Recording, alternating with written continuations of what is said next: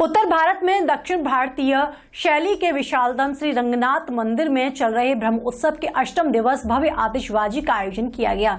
स्वर्णभूषण से अलंकृत स्वर्ण निर्मित घोड़े पर विराजमान भगवान रंगनाथ की अलौकिक छवि के दर्शन कर भक्त आह्लादित हो गए। चैत्र कृष्ण पक्ष की दशमी तिथि पर देर शाम भगवान रंगनाथ की सवारी स्वर्ण निर्मित घोड़े पर विराजमान होकर निकली। वेश कीमती आभूषण पहने भगवान रंगनाथ के एक हाथ में चांदी से बना भाला सुशोभित था, जो दूसरे हाथ में घोड़े की लगाम, पीठ पर ढाल, कमर में कसी मूठधार तलवार और रत्न जड़ित जूतियां पहने भगवान की छवि नयन विराम थी।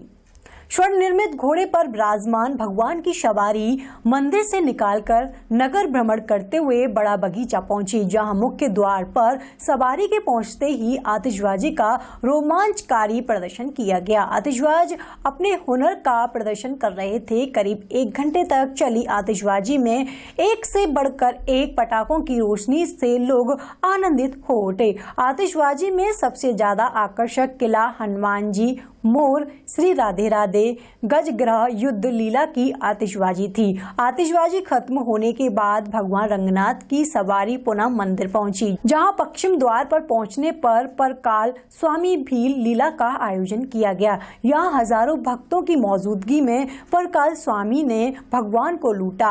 भगवान को लूटने के दौरान अंत में परकाल स्वामी को भगवान ने अपने दिव्य स्वरूप में दर्शन दिए। भगवान के दिव्य स्वरूप में दर्शन कर परकाल स्वामी उनसे क्षमा मांगने लगे और शरणागत हो गए। कथानुसार कालांतर में परकाल स्वामी चोल देश के राजा के सेनापति थे। एक बार परकाल स्वामी ने संकल्प लिया कि 1 वर्ष तक प्रतिदिन 1000 वैष्णव संतों को भोजन कराकर उनके श्रीपाद तीर्थ चरण जल ग्रहण करूंगा। इस संकल्प के साथ ही परकाल स्वामी ने वैष्णव संतों को भोजन कराना शुरू कर दिया।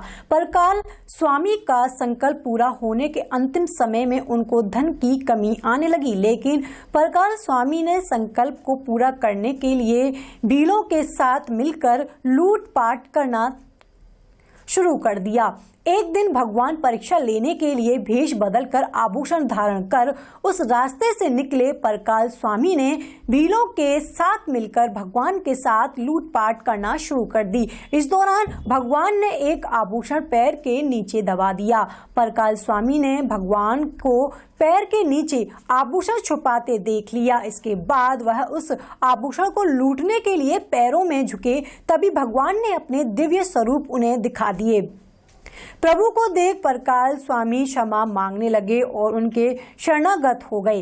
इसी लीला को रंगनाथ मंदिर में भील लीला कहा जाता है। भील लीला के दौरान बच्चे विचित्र तरीके का श्रृंगार कर इधर से उधर भाग रहे थे। हाथों में पीपा और शोर शराबा करते हुए बच्चे भील बने थे। रंगों से अपने शरीर को इन बच्चों ने रंग रंगा था।